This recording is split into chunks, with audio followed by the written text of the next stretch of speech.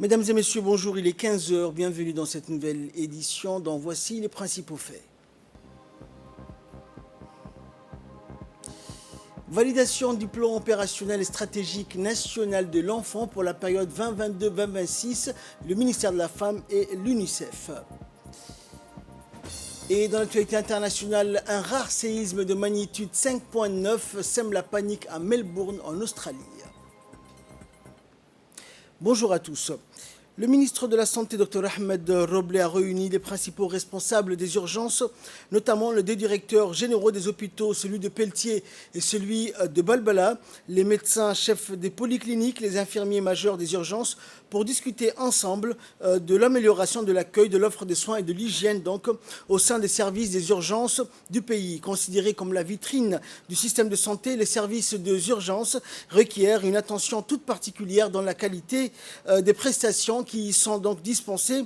Et de ce fait, le ministère de la Santé exige une meilleure offre de soins grâce à un meilleur accueil amélioré et un professionnalisme à toute épreuve afin d'offrir des prestations de qualité dans une prestance exemplaire au service des patients au niveau de toutes les urgences. Et dans le cadre de l'élaboration de la politique nationale de l'enfant à Djibouti, le ministère de la Femme et de la Famille, avec l'appui technique de l'UNICEF, a organisé un atelier de validation de son plan stratégique quinquennal 2022-2026, aujourd'hui donc au Palais du Peuple. Cette politique nationale de l'enfant, élaborée par deux consultants internationaux, s'inscrit dans les actions importantes du ministère et comporte deux composantes: le développement intégré de la petite enfance et la protection de l'enfant. C'est depuis presque 3 semaines que les différents secteurs ministériels et autres se regroupent pour élaborer le plan stratégique qui s'étale sur la période 2022-2026, où toutes les activités qui permettront à l'enfant djiboutien de jouir pleinement de ce droit et avoir un avenir meilleur ont été également intégrées. Sur un plan opérationnel pour la stratégie nationale de l'enfant. Ce plan s'inscrit dans une vision Djibouti 2035 qui se focalise entre autres sur le capital humain. C'est ainsi que le gouvernement de Djibouti, à travers le ministère de la Femme et de la Famille, et avec le soutien entre autres technique de l'UNICEF, a pu développer aujourd'hui cette stratégie. À Djibouti, ce sont environ 350 000 enfants présents sur tout le territoire national qui vont être concernés par ce plan stratégique. Ce sont donc autant d'enfants qui vont bénéficier de politiques et de stratégies qui vont impacter leur quotidien. Je tiens vraiment d'abord à saluer tous les efforts consentis par le ministère de la Femme et de la Famille, sous votre leadership, Excellence, dans le développement intégré de la petite enfance. Et je vous propose à présent de suivre l'intervention de la ministre de la Femme et de la Famille, Mme Mouna Ousmane Aden. En effet, au cours des dernières années, la République de Djibouti a réalisé des progrès significatifs dans le développement de la petite enfance, notamment dans le domaine de la santé, de la nutrition, de l'éducation, de la protection de l'enfant. Ces avancées correspondaient et correspondent toujours aux priorités qui sont soulignées dans nos plans stratégiques de la vision 2025 en matière de développement du capital humain de notre pays, de même qu'elles constituent autant de réponses aux engagements de Djibouti en rapport avec les conventions et dispositifs internationaux relatifs aux enfants et en relation avec les ODD 2015-2030. Ainsi, en nous référant à notre cadre stratégique national, tout en nous soulignant sur les textes et objectifs internationaux fondamentaux, nous avons pu garder la boussole sur le bon cap, à savoir avancer plus efficacement et mesurer notre progression. Le document, objet de la restitution d'aujourd'hui, concrétise cette double ambition. Il montre d'une part que malgré les contraintes naturelles de tout ordre, les pressions budgétaires et les résistances dues parfois à la lente évolution des mentalités et des modes de vie, beaucoup de chemin a été parcouru dans la promotion de l'enfance. Il s'agit d'autre part d'un effort de diagnostic de notre degré de progression depuis l'achèvement du plan stratégique national pour l'enfance, le PASNET. Mais au-delà du nombre des réalisations et de la richesse désormais établie du caractère juridique, nous sommes fiers d'avoir réussi à dérouler l'action des pouvoirs publics avec équité et partage. L'équité est perceptible à travers l'accès aux structures de prise en charge, tant pour les enfants pauvres que les enfants non pauvres. Le partage est celui opéré au niveau de l'extension de ces structures à l'ensemble des régions de notre pays. Stratégiquement, nous veillerons à suivre une stratégie fondée sur les droits de l'homme, à savoir mettre en place les services essentiels, veiller à ce qu'ils soient de qualité et en faire bénéficier tous les enfants. En définitive, il s'agira pour nous de créer un environnement juridique et social favorable à la promotion et à la protection de l'enfant, de bâtir un consensus national au profit du développement intégré de l'enfant et mobiliser les acteurs et les ressources nationales pour le développement de l'enfant. Dans l'actualité également, la ministre des Affaires sociales et de Solidarité, Olouf Ismaël Abdo, a reçu ce matin l'ambassadeur des États-Unis à Djibouti, Jonathan Pratt, dans son cabinet. L'entretien a débuté par les échanges de félicitations et de remerciements de part et d'autre. Et la ministre des Affaires sociales, en souhaitant la bienvenue, a mis l'accent sur l'importance de la collaboration et des liens de coopération qui lient les deux pays. Il est à noter également que cette première rencontre s'est déroulée autour de ses plus proches collaborateurs. La ministre a présenté également les grandes lignes en matière de politique sociale, les programmes sociaux mis en œuvre afin de réduire la pauvreté multidimensionnelle. Et s'est entouré de ses proches collaborateurs. Les échanges ont pu mettre en avant les outils et les moyens mis en place, la prise en charge sociale des ménages vulnérables, ainsi que des actions pour promouvoir l'autonomisation des communautés et leur sortie de pauvreté. Au cours de cette entrevue, l'ambassadeur a précisé que Djibouti étant un partenaire privilégié dans des domaines de développement économique, il est également en matière d'action communautaire et sociale et pourrait élargir le partenariat dans d'autres projets. Et depuis donc 2 jours, les opérations de contrôle des véhicules menées par la police nationale se poursuivent dans les principales artères de la capitale, notamment des carrefours. Les opérations menées par la brigade de la circulation routière se sont intensifiées dans toutes les artères de la capitale. Plus d'une soixantaine de conducteurs ont été présentés hier lors de la première journée devant le parquet de justice pour non-respect de feux tricolores et mise en danger de la vie d'autrui.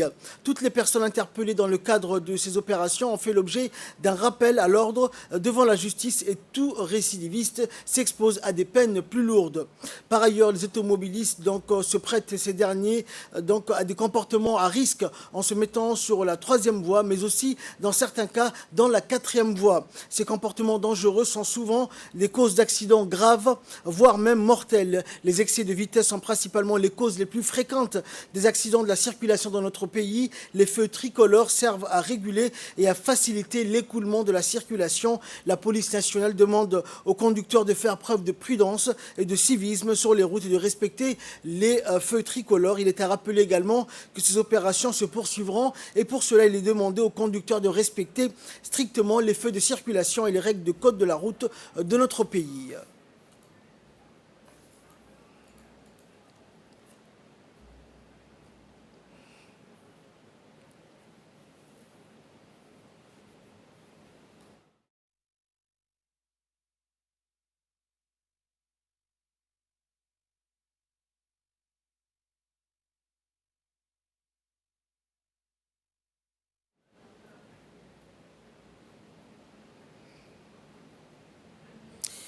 Dans l'actualité également, le Palais du Peuple a abrité ce matin une importante rencontre entre les sportifs professionnels et amateurs, les dirigeants des fédérations sportives, des journalistes ainsi que des personnalités du monde du sport, organisée donc par le Comité national olympique et sportif djiboutien.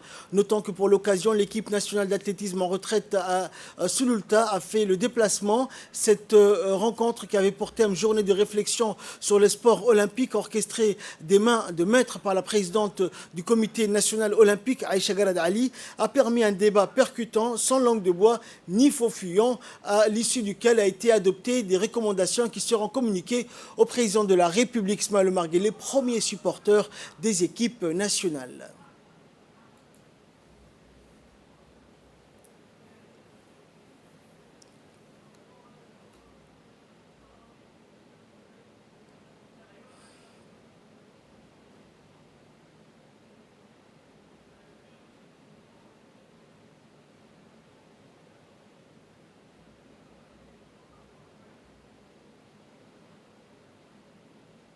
Que traverse le sport olympique en général et l'athlétisme en particulier. Comme nous le savons, le sport djiboutien est en difficulté. Cette journée est une journée pour se dire la vérité. Une journée pour comprendre et dresser les obstacles qui freinent ou handicapent nos athlètes. Une journée pour responsabiliser les athlètes de haut niveau et toutes les parties prenantes. Cette journée de réflexion nous permettra à tous d'identifier, de corriger, d'améliorer ensemble les conditions de préparation de nos athlètes d'élite. Le résultat de cette journée de réflexion va nous permettre d'être au rendez-vous avec dignité lors des grandes compétitions internationales et les Jeux olympiques. En résumé, l'activité sportive à l'échelle de l'élite ne peut se développer que si les athlètes sont déterminés à hisser haut leur drapeau national et que si l'État les prend totalement en charge. Et cette journée de réflexion survient après le résultat donc observé au niveau international. Au cours d'un débat fort instructif, les présidents des différentes disciplines ont débattu de la façon de rehausser le niveau du sport à Djibouti. Et après les débats, des recommandations ont été adoptées au cours de cette réunion donc qui s'est clôturée par une photo de famille. La journée s'est donc clôturée par une prestation de serment des athlètes avec à leur tête Ayane Suleiman envers le drapeau national, suivi d'une photo de famille également. Sport, toujours sous l'égide du secrétariat d'État au sport, la fédération d'Aïkido et d'Aïkibudo et affinitaire a organisé hier une cérémonie de démonstration au Stade Gouled. C'est un art martial traditionnel d'origine japonaise, essentiellement basé sur des techniques de défense. Outre la secrétaire générale du secrétariat d'État au sport, Khadija Ibrahim, la cérémonie a vu la participation de représentants de l'ambassade du Japon, de la directrice du Stade Gouled ainsi que des parents d'élèves. À l'issue de la cérémonie donc dédiée à la mémoire du regretté Abdelrachid qui était le parrain de la fédération, les pratiquants jeunes ont reçu de la main des officiels des certificats leur permettant d'accéder au grade supérieur. Pour rappel, l'aïkibudo, ou voie de l'harmonisation des énergies par une pratique martiale, est un art de défense individuelle qui plonge ses racines dans les techniques guerrières des clans de samouraïs japonais et plus particulièrement dans les techniques secrètes de combat du clan Takeda. L'art est bâti sur l'esquive, sur la souplesse et sur la technicité. Il ne doit pas y avoir recours à la force physique. Le respect de l'intégrité du partenaire est un principe fondamental. Il y a bien sûr des différences notables entre Aïkido et Aïkibudo. Les principes restent les mêmes, mais les techniques et leur mise en application sont différentes.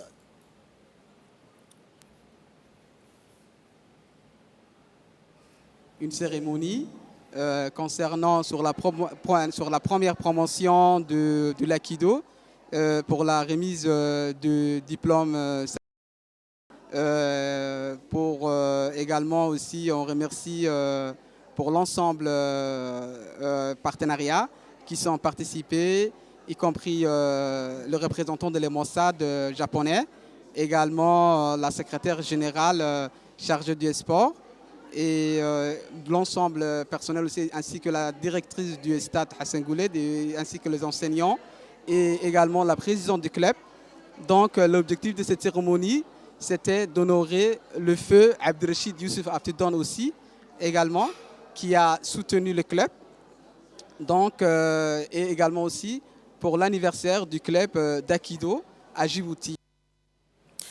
Fait divers pour clore l'actualité nationale suite à des informations recoupées. La police du détachement d'Ali Sabié a mené sous le commandement du commandant Mahdi Omar, chef du détachement, une descente dans un restaurant situé sur la route du corridor, route nationale 1. Descente qui a permis la saisie donc de 50 bidons et 10 barils de gasoil ainsi que 40 bidons d'essence.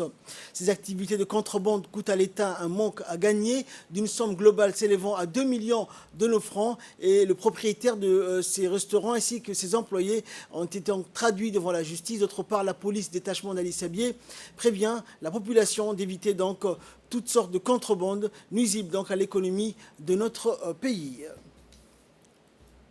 Et là, nous passons à l'actualité internationale. En Australie, un séisme de magnitude 5,9 a frappé aujourd'hui le sud-est de l'Australie, faisant trembler les immeubles de Melbourne et sortir en courant des habitants paniqués dans une région peu habituée au tremblement de terre. Le tremblement de terre qui s'est produit à une dizaine de kilomètres de profondeur seulement a surpris les habitants de la deuxième ville d'Australie et a été ressenti à des centaines de kilomètres à la ronde. Les services de secours ont reçu des appels à l'aide jusqu'à Dubbo, à environ 700 km de l'épicentre. L'Institut d'études géologiques des États-Unis a évalué la magnitude à 5,8 avant de la réviser à 5,9.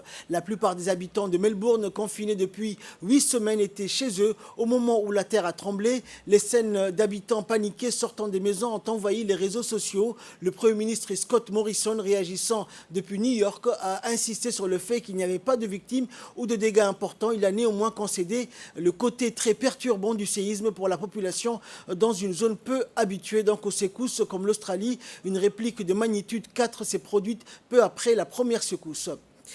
Et enfin, Pelé fait des exercices et espère sortir bientôt de l'hôpital. Toujours hospitalisé après son opération d'une tumeur au côlon, Pelé a publié une vidéo rassurante hier dans laquelle il fait de l'exercice physique sur un vélo avec son habituel sens de l'humour. La légende du football a publié hier une vidéo dans laquelle on le voit donc pédaler sur une bicyclette dans l'espoir de sortir bientôt de l'hôpital de Sao Paulo où il est soigné pour une opération du côlon.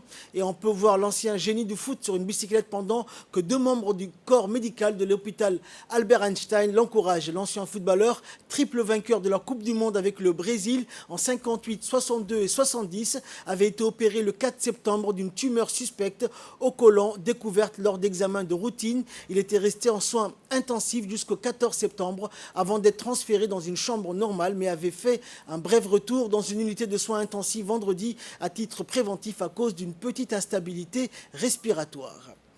C'est la fin de cette édition. Merci à vous de l'avoir suivi. Restez avec nous, le programme continue sur Télé Djibouti. 4.